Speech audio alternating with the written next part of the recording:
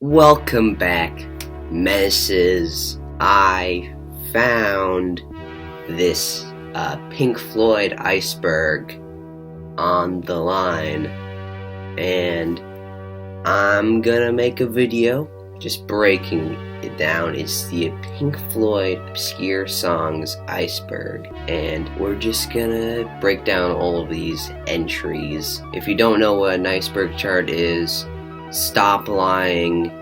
Anyways, let's just get right in it. Cut to the chase. Slam straight into the iceberg. Tier 1.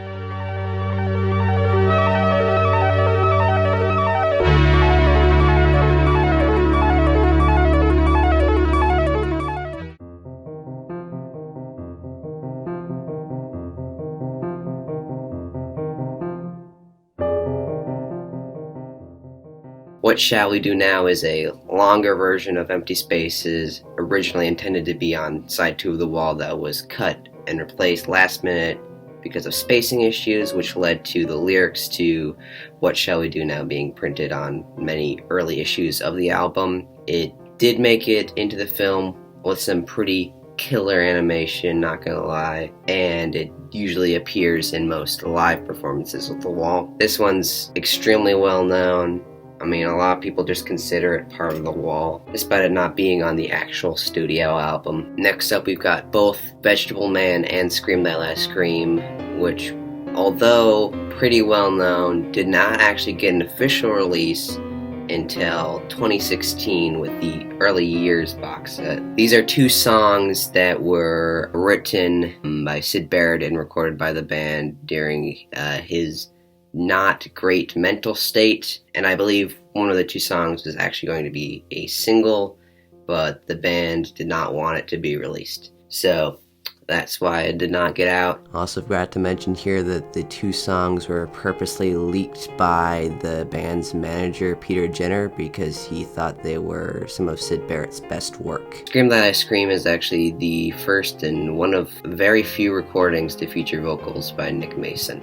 Pigs on the Wing full version. This is referring to the extended version of Pigs on the Wing, which joins both halves of the song that is exclusive to the 8-track release of the album. The story goes that the decision to split Pigs on the Wing into 2 tracks was a fairly last-minute decision, and some parts of the song got removed in that process, and David Gilmour did not like the fact that Roger Waters got 2 writing credits for basically one song, while David Gilmour only got a co-writing credit for Dogs, which he claimed to have written 90% of. So yeah, Pigs on the Wing is cited by many people as a big rift in the band and one of the causes of the break in Roger Waters and David Gilmour's friendship. Another fun fact is that the guitar solo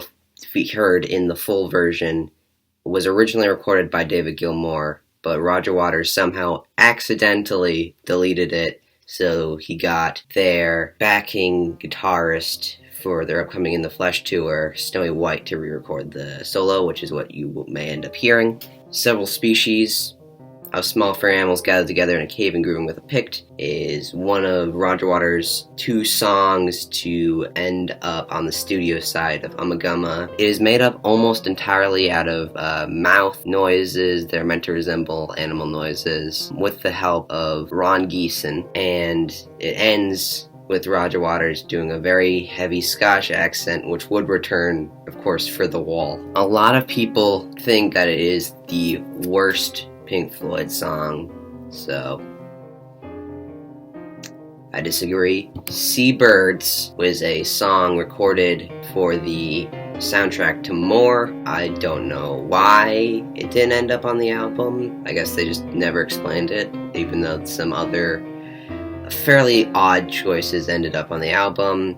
And since the master tapes were destroyed, the only way you can listen to Seabirds is in the film, which is played in the background, so it's very hard to hear. Also, a song called Seabirds appeared on the Early Years box set, but was actually just a mislabeled outtake of Quicksilver. let's just say people were not happy about that.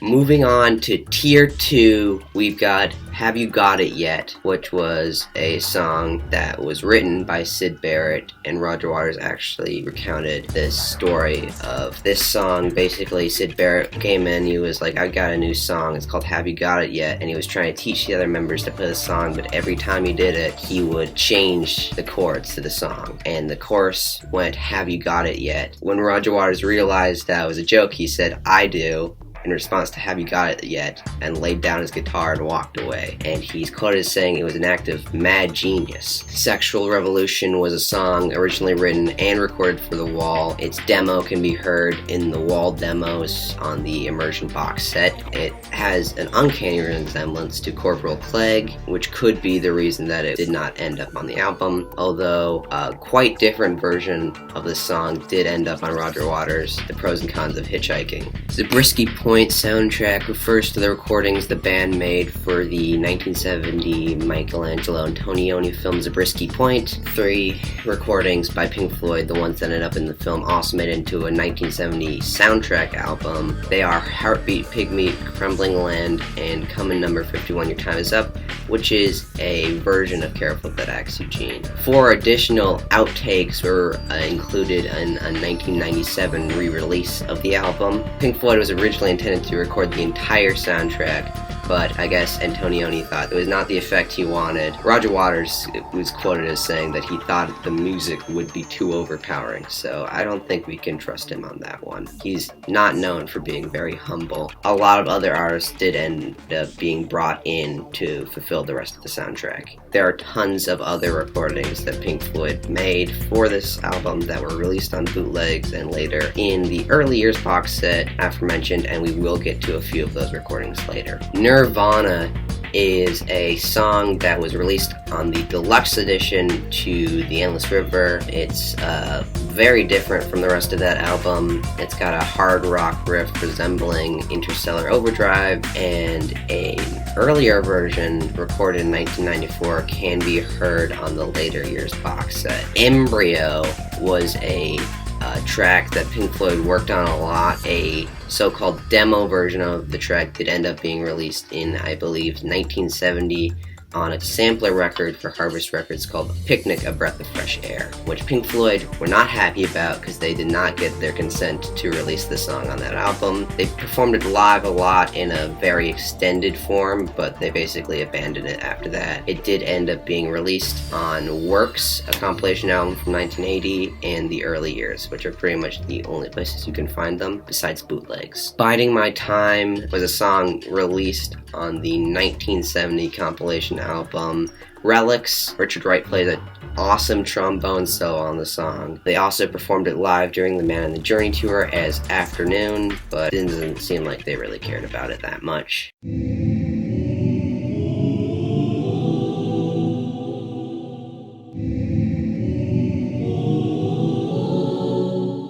Moving on to Tier 3, we've got Mademoiselle Knobs, which is a vocalist adaptation of Seamus for the film Live at Pompeii, which I believe came out in 1972. I should know this stuff. The reason it's called that is because they got a different dog for it.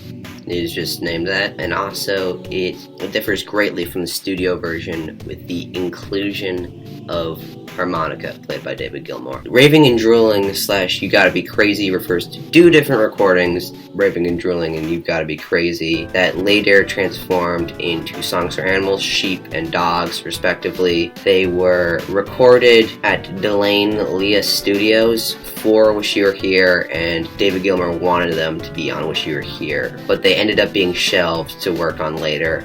And you can hear recordings of them from Live at Wembley 1974 on the Wish You Were Here Immersion box set, where they also performed an early version of Shine On You Crazy Diamond. Money re-recording refers to the 1981 re-recording of Money for the compilation album A Collection of Great Dance Songs, done almost entirely by David Gilmour. He plays every instrument except the saxophone. In my opinion, I honestly don't care much for this re-recording, but some certain people believe that it's a lot better. Also, for context, the reason they had to re-record the track is because Capitol Records refused to license the song to Columbia Records, and Capitol Records had just barely been able to get the rights to Dark Side of the Moon due to a whole transition that Pink Floyd did in 1973. Wine Glasses refers to a recording made for their scrapped album Household Objects, which they worked on both before Metal and before Wish You Were Here, but all the recordings ended up just being thrown in the trash, except this one, which was later repurposed into the opening for Shine On You Crazy Diamond. It is called as such because the chords were played via spinning their fingers around the rim of a wine glass.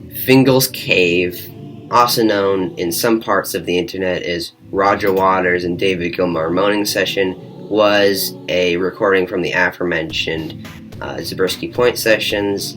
It's just eerie organ noises with, Roger Waters and David Gilmour moaning on top of it. It bears a resemblance to another song that we'll talk about later. The Doctor refers to numerous Comfortably Numb demos that were made, one of which is available as a single on Spotify, and another one of which has the lyrics, "Listen, I'm a physician, I can handle your condition just like a magician." Roger Waters, lyrical genius.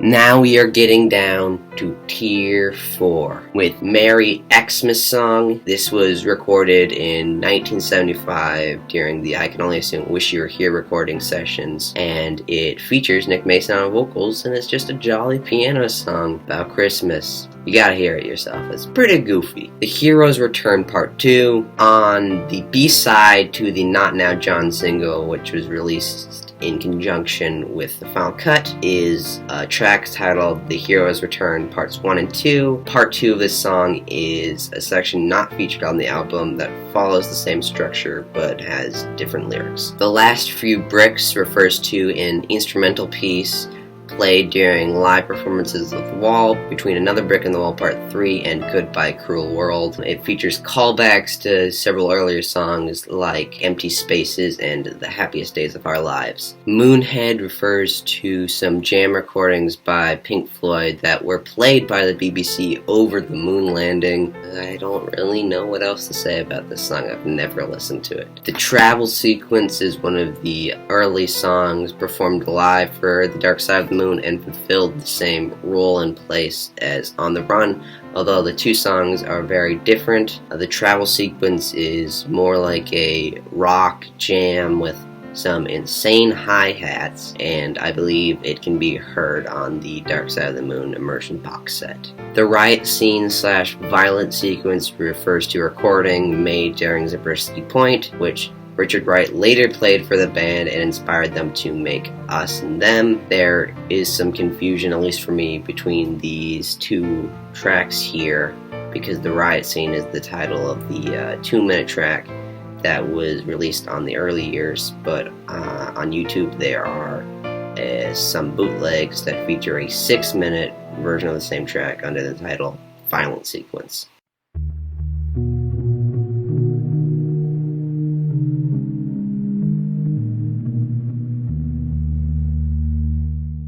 And we are on to Tier 5 with the La Carrera Panamericana soundtrack. This is I believe, racing film which has an entire soundtrack made by Pink Floyd. The original tracks recorded for the album are Country Theme, Small Theme, Big Theme, Carrera Slow Blues, Mexico 78, and Pan Am Shuffle. Have a Cigar alternate vocals refers to a recording released on the second disc of the Wish You Were Here immersion box set that features a recording of Have a Cigar with Roger Waters singing the vocals rather than Roy Harper, as is featured on the studio album release. If you listen to this song, you can definitely tell Roger Waters is having a tough time hitting those notes or sounding good at all, which definitely makes sense considering the story of why Roy Harper was brought in to sing the song instead. This version of the song can also be found as a single on Spotify. Let's Roll Another One is the original version of the B-side to Arnold Layne Candy and Currant Bun. The story being that the label thought the lyrics to the song were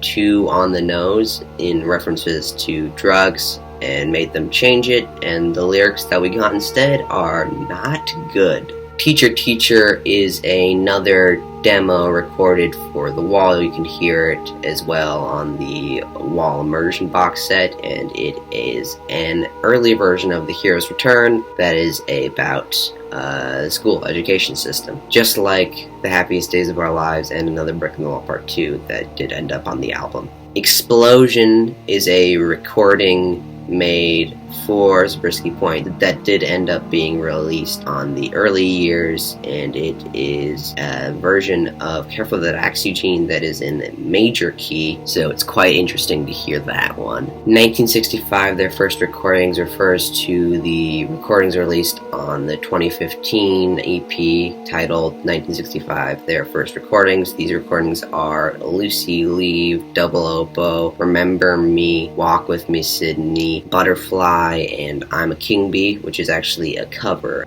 These 6 recordings did end up being later released in 2016 on the Early Years box set, and they are the earliest known recordings of the band, and they include Bob Close on rhythm guitar. Some sources say that this was recorded in December 1964, while others say that it was recorded in early 1965. Whichever one of those it is, I do not know.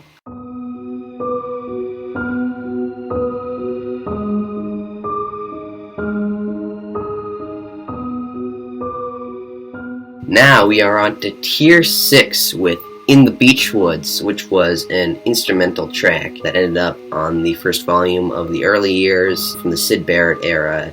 It supposedly was supposed to have vocals in it, but those did not end up being added, which leaves it as an instrumental track. As far as I know, they never performed this song live, so the only known recording of this song is on The Early Years. Marooned Jam seems to be an early improvised recording of Maroon that is heard on the later years. It fades in though, so I don't know what happened to the beginning of the song. Song 1/Hollywood refers to 2 different recordings released on the early years that are basically the same. Song 1 being one of 2 songs recorded at Capitol Studio Sessions in Los Angeles, and Hollywood being an outtake from the Moore sessions. Rogers Boogie, also known as Song 2 Rogers Boogie, is the counterpart to Song 1. It sounds more like church gospel than any boogie I've ever heard, but it's named the way it is. It's mostly made out of layered vocals via Roger, as is in the song title. Nothing Part 14 refers to the only officially released part of the 24 Nothings that eventually transformed into Echoes from the Metal album. This one is part of the sort of building up section of Echoes, except this version, it fades back out again. Beset by Creatures of the Deep is a song that was performed live for the Man in the Journey tour, and it is a modified version of Careful That Axe Eugene.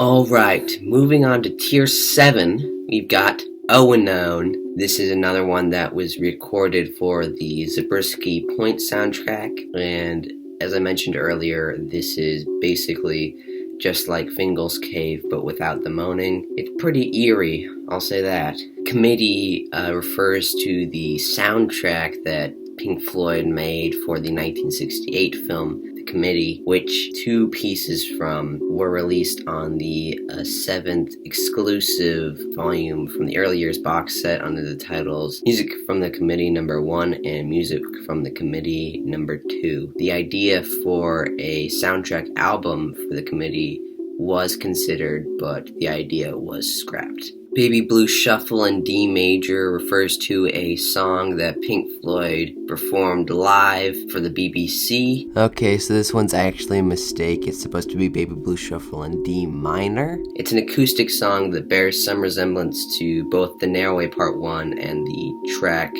from Zabriskie Point Unknown song. Arnold Layne re-recording. Before Pink Floyd got a contract with EMI, they recorded their first single, Arnold Layne, with producer Joe Boyd. Then when they got their contract with EMI, the label wanted to put their producers on the single, so they re-recorded the track at EMI Studios, but they eventually decided that the original recording was better and released that instead. Party Sequence Extended Version refers to the version of Party Sequence that was featured in the More film, which is about a minute longer and includes a guitar part from David Gilmour, which may explain him having a writing credit on the song. Death Disco was a track recorded for The Wall. Its demo can only be found online, and it's an acoustic song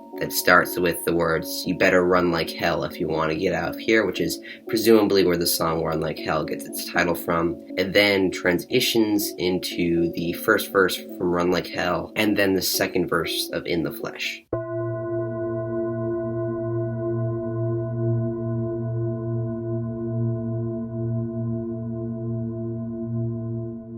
Tier 8. Here we've got Spanish music, probably in reference to the fact that the version of a Spanish piece that was in More is different from the version on the soundtrack album. And at the Pink Floyd exhibit in Paris, one of the master tapes of the More album was on display, and one of the labels said Spanish music on it, which is presumed to be the version featured in the film. The Hard Way is another recording from the Household Objects project. This one features a rubber band bass, which is probably the most well-known thing about the Household Objects project. This recording can be found on the immersion box set for Dark Side of the Moon. Overture was apparently a piece that Roger Waters wrote for the Wall film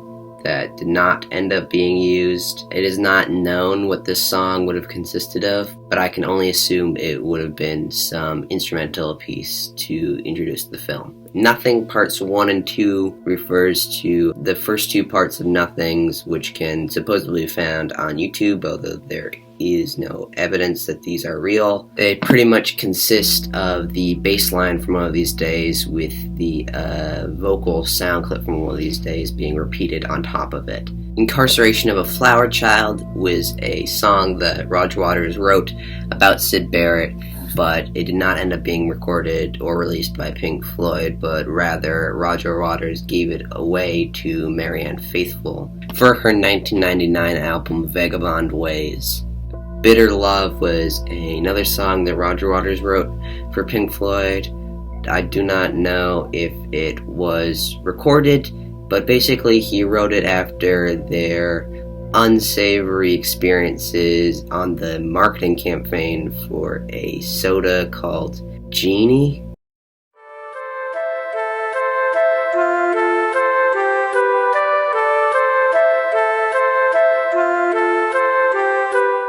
Tier 9, we're getting to the lowest of the lows here. This stuff is not stuff that's very well known at all. Not at all. First, we've got Nick's Boogie, which is a 10-minute improvisational instrumental jam.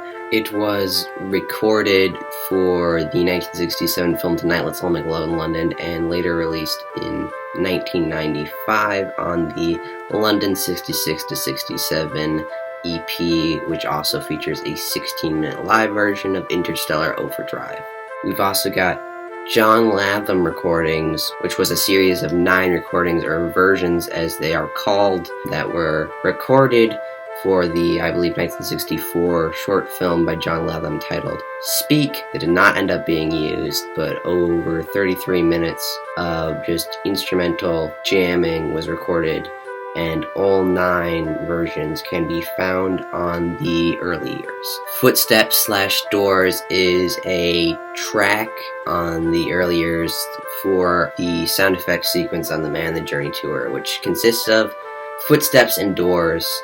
Pretty self-explanatory. Like a Rolling Stone, this one, I can't prove if this is real, but it's too odd for somebody to make up and then make a fake version of. There is a video on YouTube of a cover of Like a Rolling Stone by Bob Dylan that was supposedly recorded by the band in 1987. Now, those who have listened to the Wall demos from the Wall Immersion box set may have been surprised to learn that a lot more emphasis was originally put on Is There Anybody Out There. It was originally more like a multi-part centerpiece to the album, and this entry on the list is referring to the fact that there was originally intended to be 4 parts, despite the fact that the Wall Immersion box set only goes up to 3.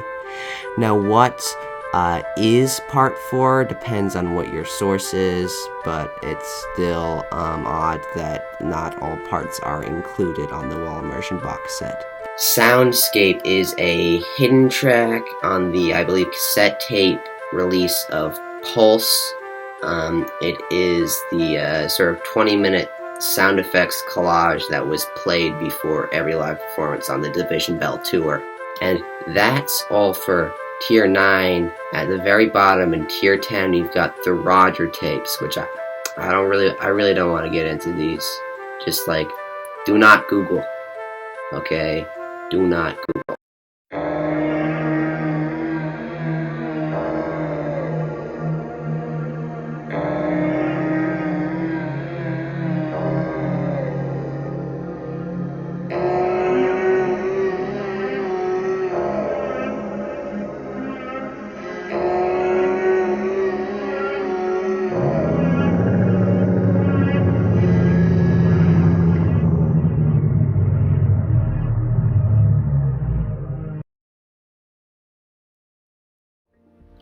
And that was all for the Iceberg. I kind of rushed through it, but some of these tracks I don't really have that much to say for. They are pretty interesting if you can find and listen to them, and others just have very interesting stories.